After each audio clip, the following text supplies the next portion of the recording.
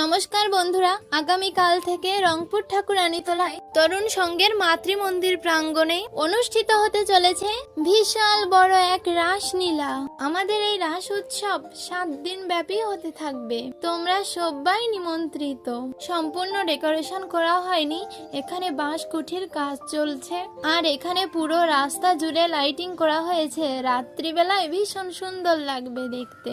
রাত্রিবেলায় অধিবাস কীর্তনের ভিডিও আসছে আর রাত্রিবেলায় এখানকার লুক কেমন হবে তাও তোমাদের সাথে আজ শেয়ার করব। এবার আসো তোমাদের একটা ইন্টারেস্টিং জিনিস দেখাই। এইটা আমাদের মহা শ্মশানের একটা দৃশ্য। রাতের বেলায় দেখতে খুবই ভয়ঙ্কর লাগে। গত ভিডিওয় তোমাদের সাথে কিছুটা শেয়ার করেছিলাম আর কাল থেকে অনুষ্ঠান শুরু, তাই আজ আবারও আসছি শেয়ার করতে।